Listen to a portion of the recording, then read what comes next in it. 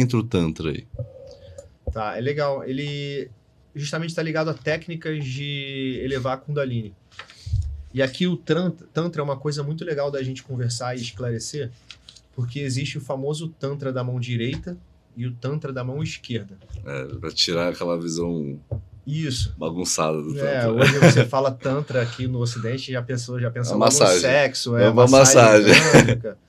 Então não é bem isso. Aí, na verdade, foi uma construção moderna, começou na Alemanha, dessa questão de sexo tântrico, massagem tântrica, né?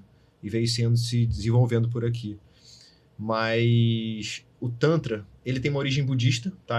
O budismo, ele surge dentro do hinduísmo, então você já tem toda aquela história da Kundalini, já conhece as nadis, Sushumna.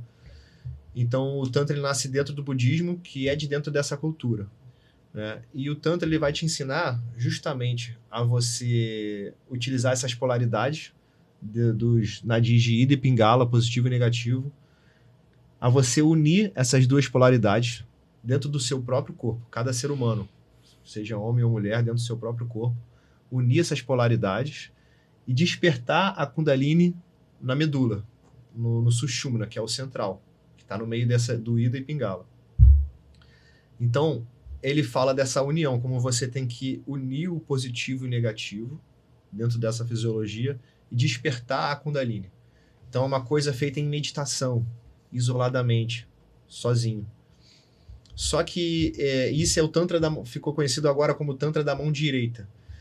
E o Tantra da mão esquerda, ele já é uma outra forma de enxergar isso, né? Alguns monges budistas lá atrás, né, não muito satisfeitos com as regras de abstinência, né, que a gente está fazendo na Quaresma agora, mas eles começavam a entender que, como Deus está em tudo, essa é a teoria deles, né? Se Deus está em tudo, então Deus está em mim, Deus está em tudo que eu faço, então nada do que eu faço é profano.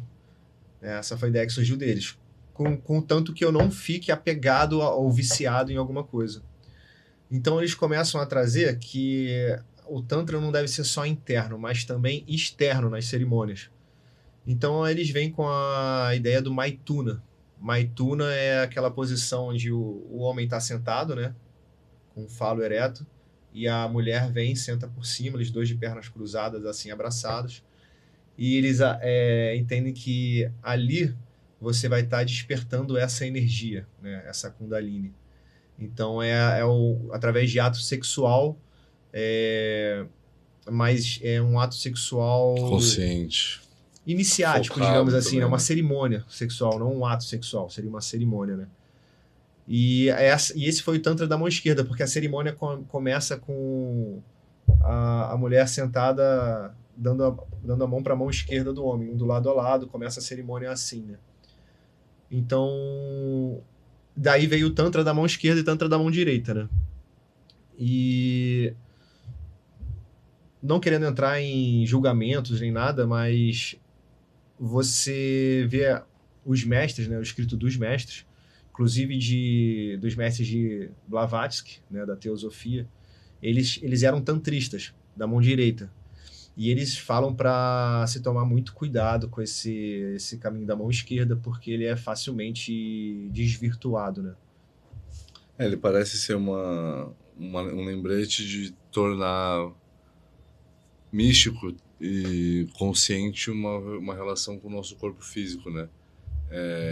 Tentar trazer o divino pelas experiências que a gente só pode ter nesse mundo, porque esse mundo também é uma coisa de Deus. Exato. E viver a experiência de uma forma talvez mais responsável, talvez organize um pouco mais a bagunça das nossas vontades e desejos. É interessante, existiram vertentes, né, como de Samuel a1, alguma coisa, Samael, e ele traz essa vertente, né, só que Yogananda ele traz um alerta, né, qual é o alerta que Yogananda traz? E ele fazia isso na prática, na frente dos discípulos dele.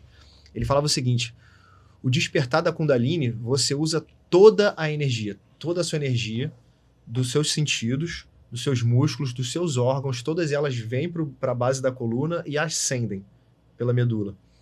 Então, e a verdadeira ascensão da Kundalini, trazendo todo esse despertar da sua forma mais completa, ele, inclusive, o batimento cardíaco ele era praticamente nulo e a respiração ficava suspensa.